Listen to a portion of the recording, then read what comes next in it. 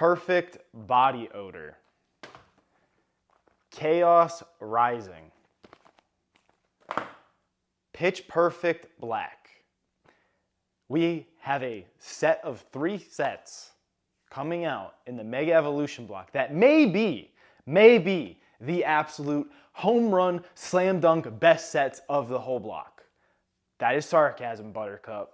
I hope you can understand that in 2026. Obviously, Perfect Order, first set that's pretty much MSRP. Cards in there aren't worth a ton. You got the Zygarde that, honestly, I don't even know how much that is worth. I'm talking about the gold one. The SIR, I don't think anybody cares about. I don't really think anybody cares about the Starmie.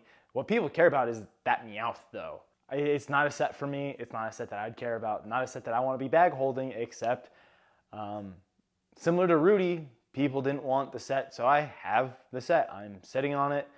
I think I still have something like 3 ETBs. I took them off the website. I put them on TCG Player because I can sell them on TCG Player for more than I can sell them on my website, which is crazy. The website, I had them at MSRP. Nobody wanted them. I sent out emails. Nobody wanted them. So to TCG Player they go. I sold half of them already, and that is what it is. Booster boxes, they're still on the website. I believe I'm like $10 under market price last I looked. So there they are. Chaos Rising, definitely a way better set than Perfect Body Odor. That's for sure. I mean, at least there's a legitimate chase here. There's actually a couple legitimate chases in here. You have the whole, what the hell's his name? The whole Greninja, the water frog ninja guy. Yeah, you have his whole evolution line, which Greninja is relatively popular. I have a feeling, yes, I know this is Ninja Spinner. I know this is Japanese. Chaos Rising isn't out yet. All right. Greninja is pretty popular. He has a good following. I personally like Froakie a bit. So there is some hype with this set. Is it Phantasmal Flames 2.0? I think it has potential to be Phantasmal Flames 2.0 just without the big chase card of Charizard, which is, the most popular Pokemon out there. Everybody knows who Charizard is, and that is the best artwork we've ever gotten of Charizard. So knowing that, it's definitely not gonna, take completely off like Phantasmal Flames did. I think if we get 50% of what we got out of Phantasmal Flames, this set is perfect for that. Like I said, Greninja has hype. It has following. People like Greninja. This was the first Japanese set I sold pre-orders for in a long time, and people bought it. It sat a little bit locally, but then people were like, hey, Greninja's kind of cool. Screw Perfect Order. Ascended Heroes is too expensive. We want this. And I don't know, I sold 20 boxes or something like that. It went relatively well. And it's still pricey. I sold them all at $100 to $120 a piece. I think market price on them is like $125. By the way, these are still listed on the website. Pretty sure it's under market. I haven't checked in a while. And then we have Xerneas. I think there's a Xerneas chase, and there's a couple smaller tiered chases that, let's be honest, nobody really cares about chasing them, so they're not really chases, are they? Oops. Oh well. Then we move into Pitch Perfect Black. And Darkrai does have some following. Some people do like Darkrai, but if it's a bad art, if it looks like a giant, whatever you want to call that, if that's actually what it looks like, you can count me out, dog. I'm not in.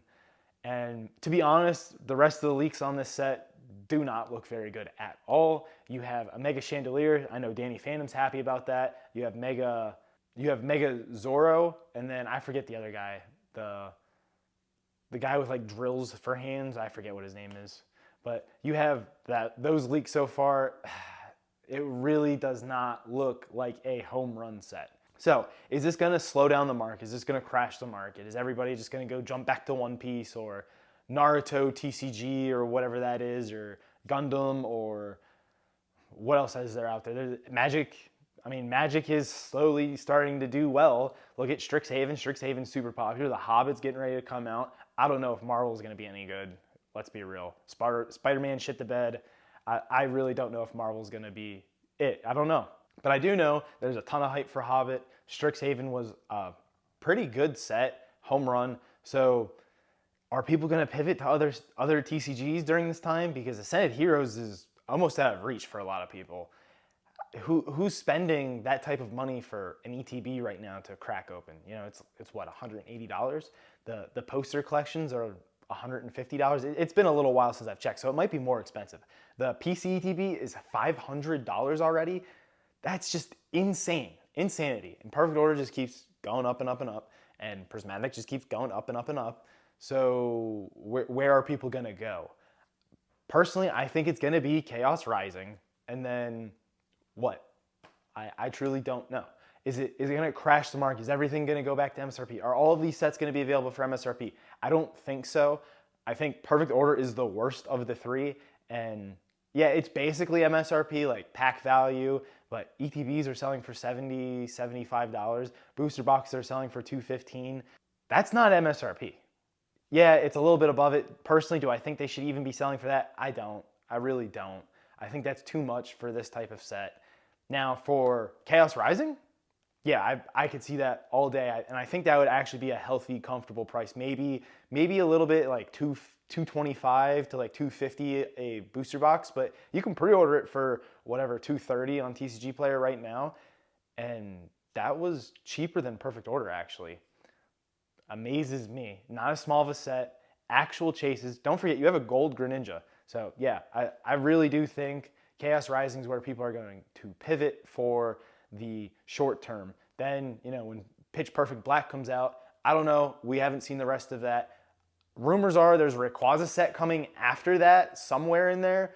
And I think that's going to be a home run. I think, again, it's going to be a small set similar to the rest of them that we're getting, where it's just top heavy, kind of like what we saw in Sword and Shield. Sword and Shield, if you really think about it, right? Look at Lost Origin. You have one or two big chase cards, and then everybody else was like, oh, the rest of the stuff's trash. Now that it's got some age to it, the cards are a little bit older, you know, people aren't really cracking packs because they're too expensive. Now those lower tier chases are starting to become more valuable, and people want them, and the PSA 10 values are getting up there and expensive. I think that's similar to what's going to happen to these. I think they're going to come out, you're going to have your one or two top chase cards. You know, Silver Tempest is perfect. Silver Tempest, Chaos Rising, Phantasmal Flames, they're like all one of the same. I think that is a perfect match. You know, you have your Lugia, top chase card, you have your Rayquaza, secondary chase card, and then you have a lot of small stuff that nobody really cares about until it's out of print and it's long gone. And packs are starting to get expensive, and booster boxes are starting to get expensive, and then people are going to start caring about the small tier chase. And I think that's exactly what's going to happen with sets like Chaos Rising. Maybe Pitch Perfect Black. I don't think Perfect Order. I think that's like a Darkness Ablaze type of deal where, yeah, you know, you might have a chase card or two, but it's really not worth it. You might as well just go buy the card instead of cracking packs, because believe it or not, this at some point will be like this backwards, is going to be like a $400 or $500 booster box, and people are going to be like, oh my god, they sat for $200, they were everywhere, and it's like, nobody cares because the set's horrible. That's not a set that I want to hold. I want to hold stuff like, you know, Destined Rivals or Mega Base. Mega Base is an absolute home run of a set, or Phantasmal Flames isn't that bad right now. If this gets hammered with reprints, we may see Silver Tempest 2.0, where it's available for $80, $90, $100, $120 for a long time before it moves up. Now, do I realistically think that's going to happen to Phantasmal Flames? No, I don't think so.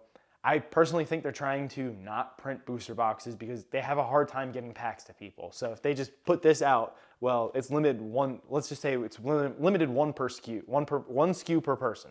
So you can get one of these. That's 36 packs to one person. Shoot, let's just say they break that down into booster bundles where it's 6 packs a bundle. Well, now 6 people can get this 36 packs in different bundles. So now you're satisfying 6 people by giving them all one booster bundle. And I think that's what we have been seeing. If you look at 151 and Prismatic, a lot of what they have done is just hammer and hammer and hammer those booster bundles and like 3-pack blisters. Well, they didn't do that with 151, but they did that with Prismatic, and it looks like they may be doing that with Ascended Heroes as well, where it's just going to be bundles and 3-pack blisters. Maybe mini tins. We've seen mini tins come out later if they have leftovers or something like that, because those aluminum tins are kind of pricey to manufacture. Definitely pricier than, you know, cardboard and saran wrap or whatever that is. So you're going to have artwork on tins wrapped with saran wrap. Yeah, that's definitely more expensive to get to market. Do I think they're going to keep doing that? I truly don't know. I'd like to think they're going to try to cut costs and kind of stop doing that. But, you know, in the past, we've seen them keep doing it. And they're still doing it with prismatic. Mini tins are still coming out with prismatic. 151 had mini tins come through distribution last minute.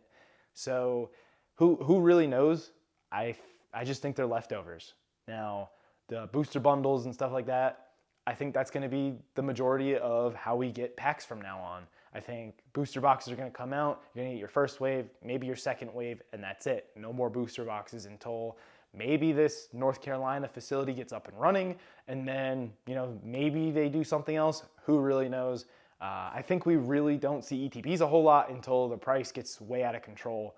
And that's basically what they've done with Prismatic and Destined Rivals was, hey, the ETB got to $200. Here's a slam ton, huge wave of it. Let's hamper that down a little bit. Let's stunt that growth a smidge. But it might be too late. And I think Ascended Heroes is pushing that boundary where it may be too late. Like it just might not stop. You know, how long does this run up before we don't see any major drop? You know, does it go to 250 before they flood the market with a ton of product, and then it drops to what, 200, 180? Well, we're already at 180. That doesn't help. So I truly don't think these 3 not very good sets, I don't want to call them all trash, but 3 not meaty, juicy sets like we've seen in the past. They're just meh.